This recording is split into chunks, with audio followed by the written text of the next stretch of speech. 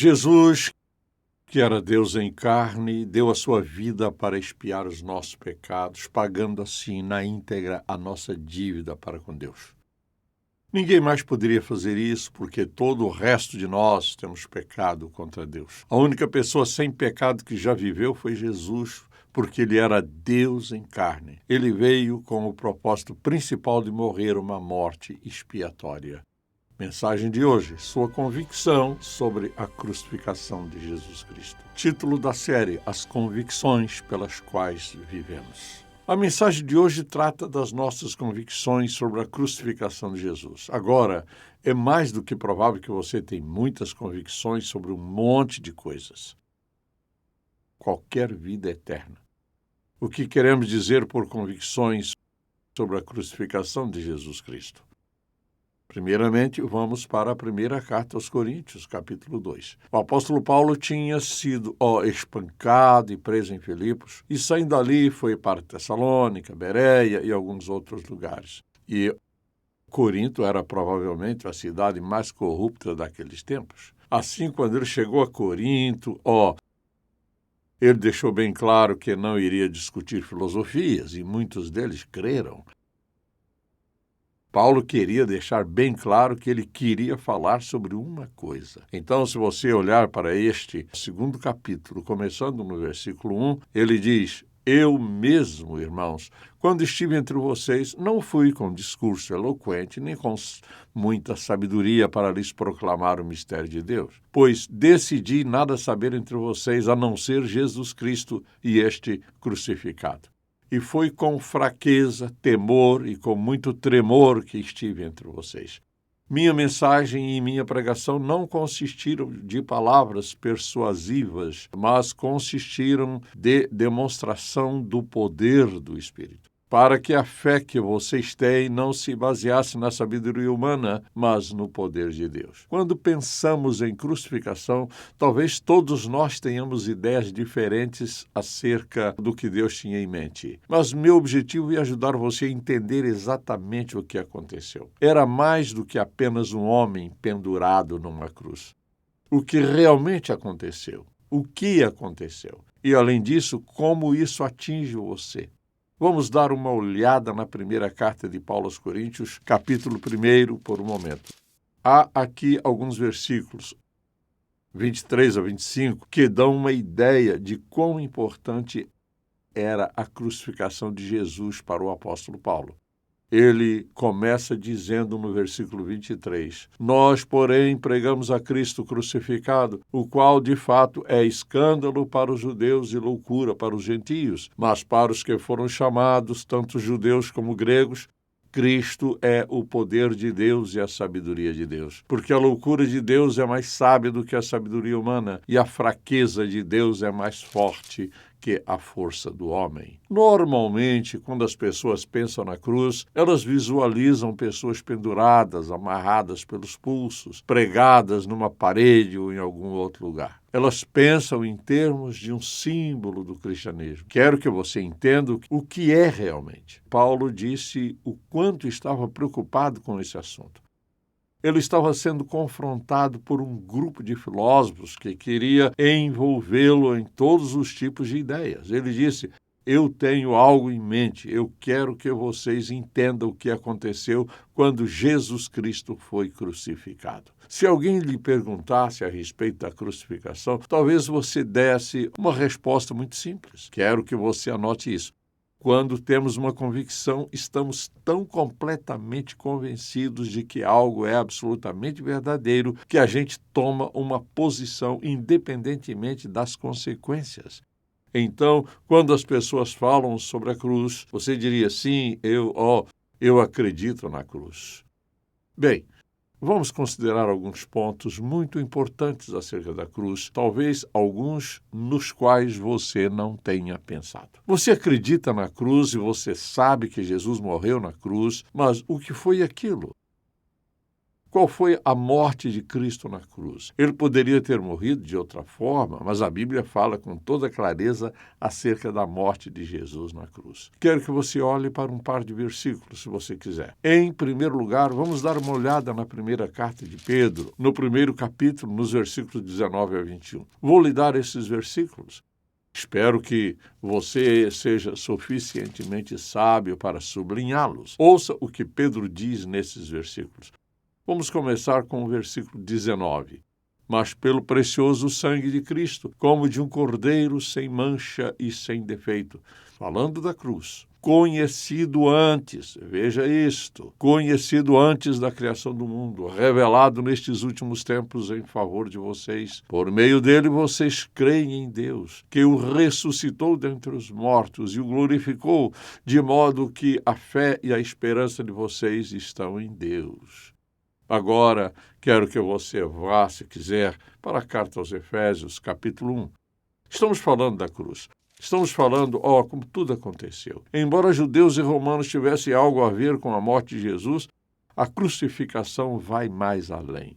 Olhe em Efésios, capítulo 1, começando no versículo 4, e observe o que Paulo diz. Porque Deus nos escolheu nele, antes da fundação do mundo, para sermos santos, você e eu, irrepreensíveis em sua presença.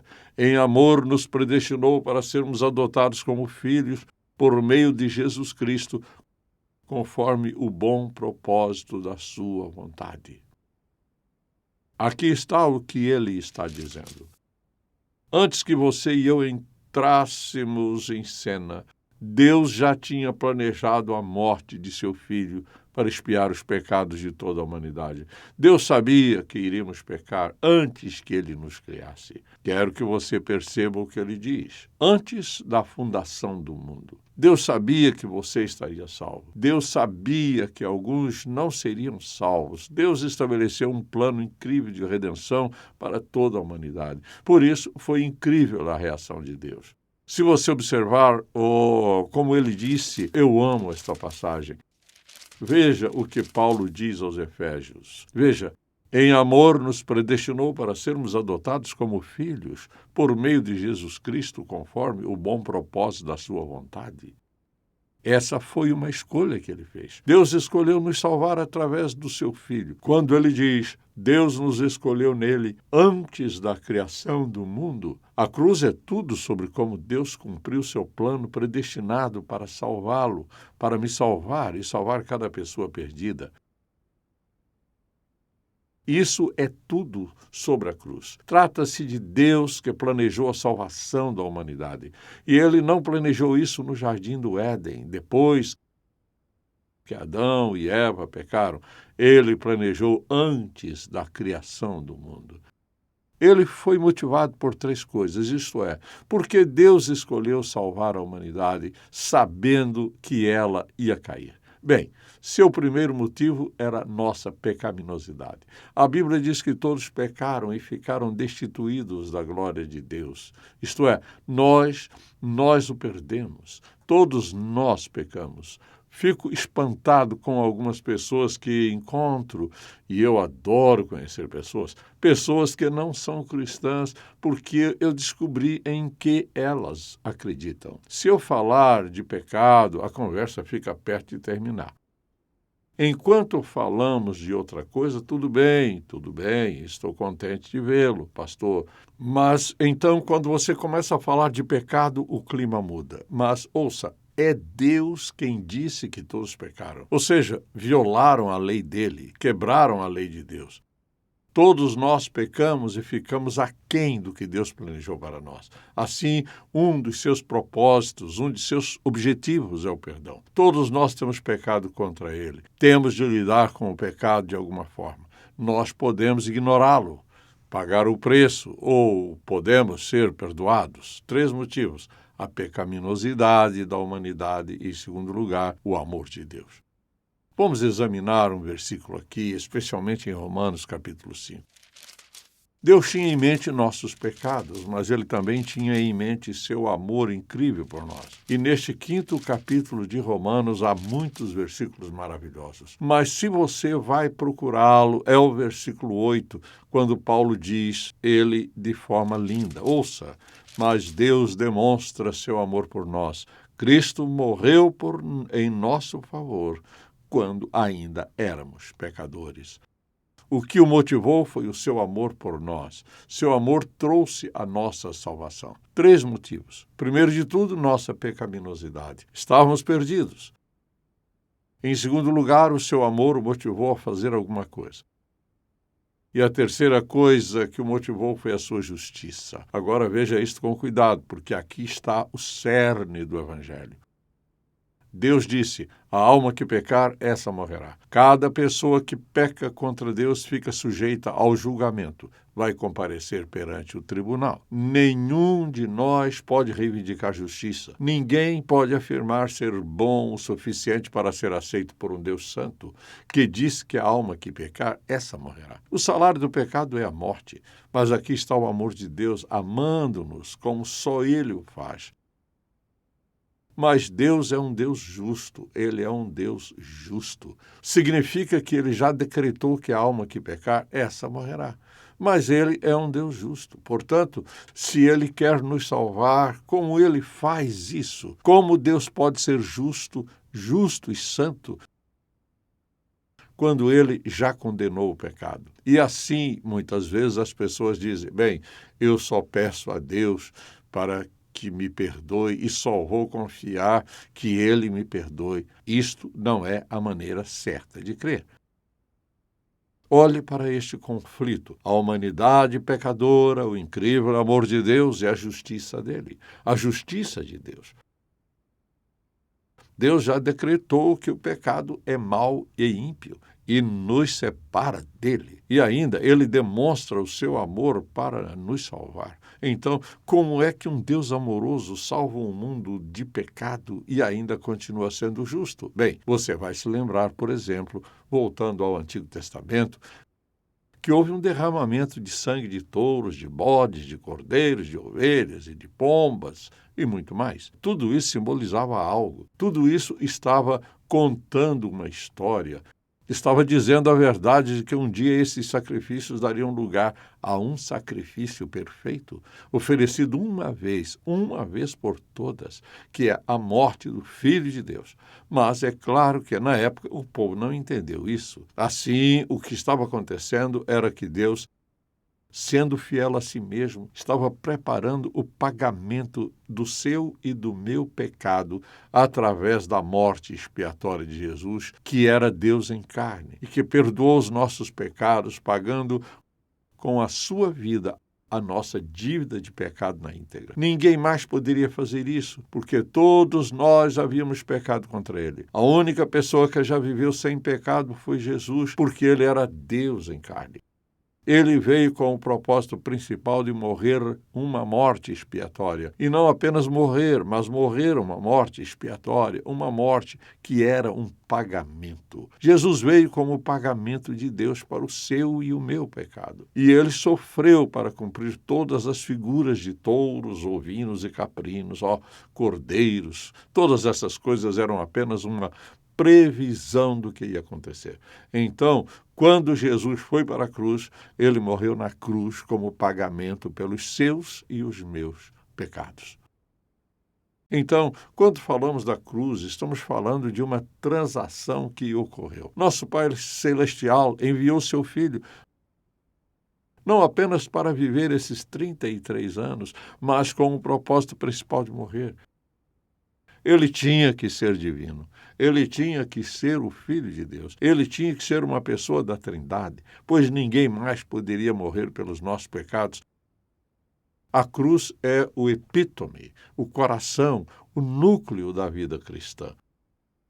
Não é apenas algo que nós cantamos, lemos ou pensamos. Eu amo estas palavras sobre a cruz. Não, a cruz é o coração da vida cristã. Você não seria salvo sem a cruz. E assim, quando pensamos na cruz, você e eu somos declarados justos diante de Deus quando confiamos no Senhor Jesus Cristo como nosso Salvador pessoal. Vamos voltar para Romanos, capítulo 3, por um momento. Penso neste versículo particular que muitas vezes tem sido ignorado. Mas a Escritura diz no versículo 25 de Romanos 3, começando no 23º versículo, pois todos pecaram e estão destituídos da glória de Deus, sendo justificados gratuitamente por sua graça, por meio da redenção que há em Cristo Jesus. Deus o ofereceu como sacrifício para a propiciação mediante a fé pelo seu sangue, demonstrando a sua justiça. Em sua tolerância, havia deixado impunes os pecados anteriormente cometidos, como um sacrifício expiatório, mediante a fé pelo seu sangue. A cruz é tudo acerca do pagamento pelo pecado. E a cruz é toda acerca de Jesus, cuja vida foi absolutamente impecável e absolutamente perfeita. Assim, quando olhamos para a vida de Jesus e para o que estava acontecendo, compreendemos que ele veio para morrer. E lembre-se, há 3 coisas que Deus tinha em mente: nossa pecaminosidade, seu amor e a sua justiça foi resolvida pela morte de seu Filho Jesus na cruz. Mas há outra coisa que desejo que você observe: que a crucificação de Jesus foi um evento que nunca poderia ser duplicado e nunca precisou ser repetido. Era uma coisa de uma só vez, nunca duplicado, porque Jesus veio. Ele morreu e subiu para o Pai. Você nunca pode duplicar esse evento, nunca. Um momento na história, um momento na vida de toda a criação. Aqui está Deus em carne, seu Filho Jesus, morrendo pelos pecados da humanidade. E não é só isso. Preste atenção. Nunca houve a necessidade de repetir a morte de Jesus. Pense nisso. Não sabemos quantos anos este mundo tem. Quero dizer, Deus sabe, mas há muitas estimativas acerca de quão velho é o mundo. Veja isto. Uma vez, um dia, junto a uma colina, em uma cruz, Jesus morreu na carne humana para expiar todos os pecados da humanidade, desde Adão, todo o caminho até Jesus e para a frente até nós. Ele pagou nossa dívida de pecado. O sacrifício de Jesus não precisa ser repetido por causa do poder da morte de Jesus. Ele levou todos os pecados de toda a humanidade sobre ele. Não podemos sequer começar a imaginar o peso emocional, não. Jesus sofrendo dor excruciante, sendo vaiado pelos judeus e por todos os demais, mas suportando o peso do pecado do mundo. Veja você, o sacrifício dele era expiatório. Ele estava pagando por algo. Ele pagou por seus pecados e pelos meus, pelos pecados do mundo inteiro. Isso só aconteceu uma vez. Pense nisso. Pense em todas as coisas que achamos importantes e diga-me algo tão importante como Deus em carne humana morrendo pelos pecados de todo mundo. Passado, presente e futuro. O que poderia ser comparado a isso? Nada. Só aconteceu uma vez. Isso não vai acontecer novamente. Porque, veja você, era Deus na pessoa de Jesus que estava morrendo a fim de pagar uma dívida do pecado que ele assumiu, os seus e os meus pecados. A morte de Jesus Cristo cobriu tudo, tudo.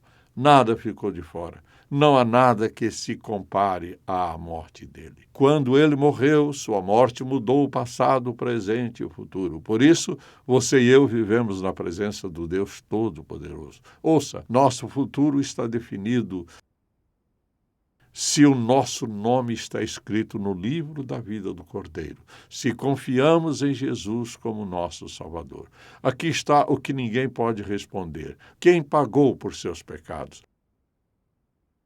Se você me disser que você é bom o suficiente, quão bom você tem que ser para pagar pelos seus pecados?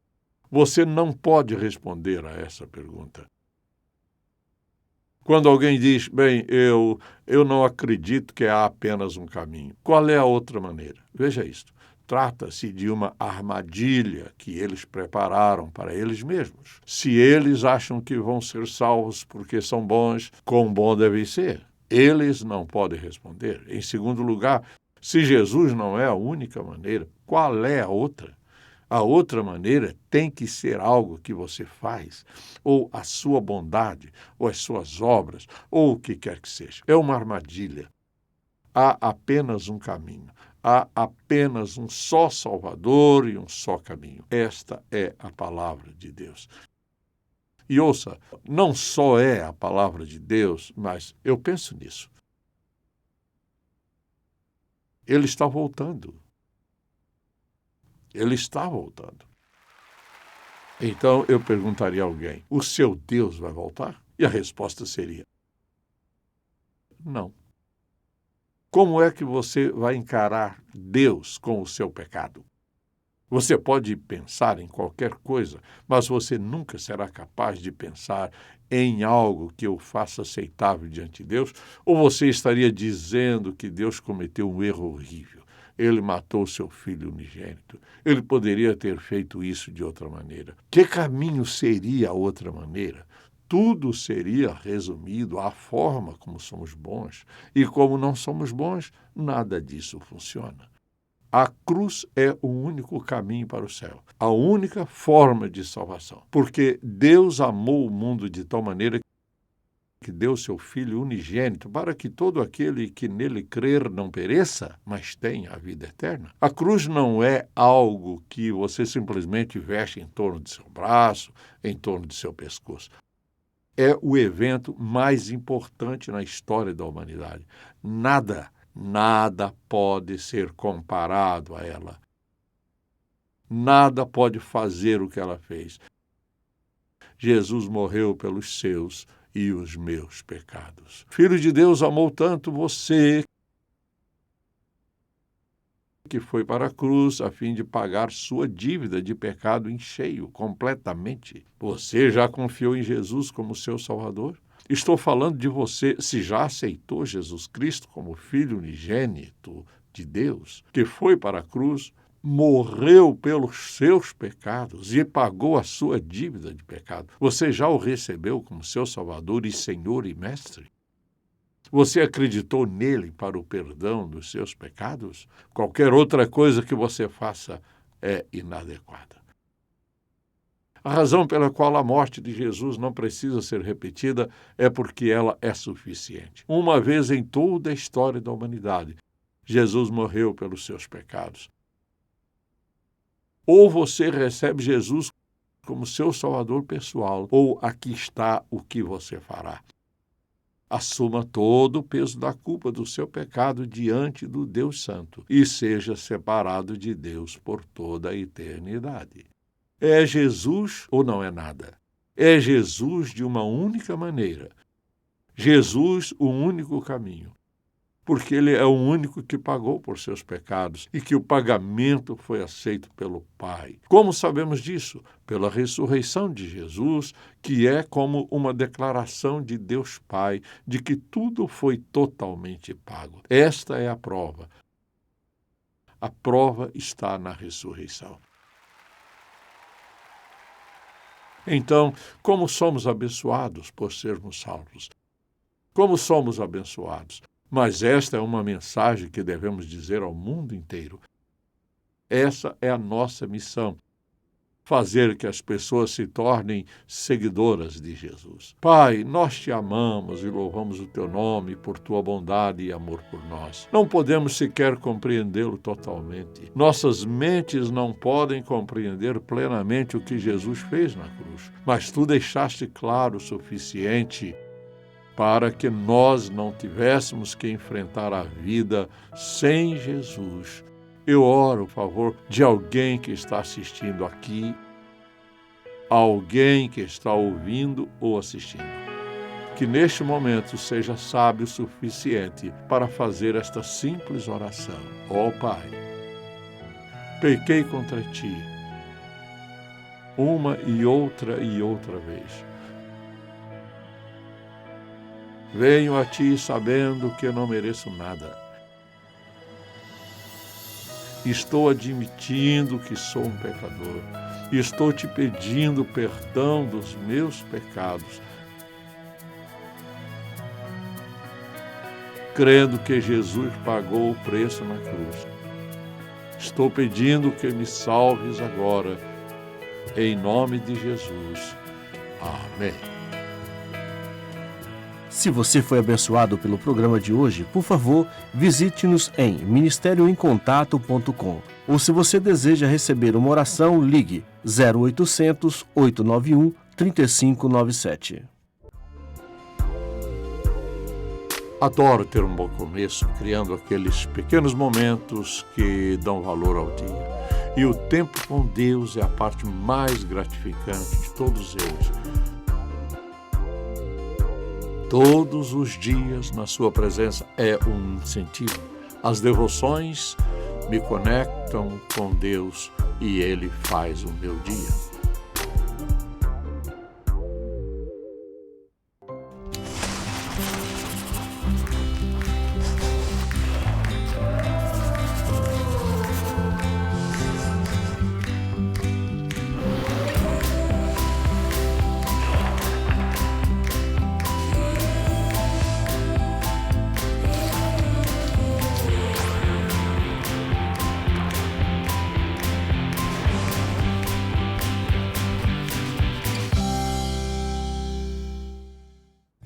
Não há melhor maneira de viver a vida do que viver cada dia na presença de Deus. A Bíblia, Princípios de Vida, de Charles Stanley, traz a você quase 50 anos de ministério de ensino bíblico. Esta obra inclui apresentações de livros, explicações de passagens-chave da Bíblia, mapas históricos, respostas às perguntas, 30 princípios de vida do Dr. Stanley e muito mais. Melhore o seu tempo de silêncio com o Senhor, com a Bíblia Princípios de Vida. Também disponível em letras grandes em InTouch.org Store.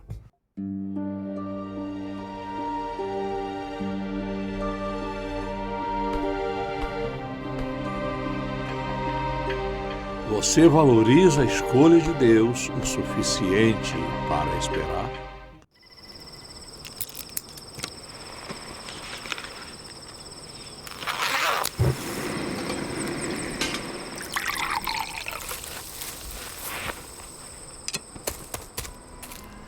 A voz de Jesus aguarda para ser ouvida e quando a ouvimos, somos lançados na maior e na mais emocionante aventura que jamais poderíamos imaginar.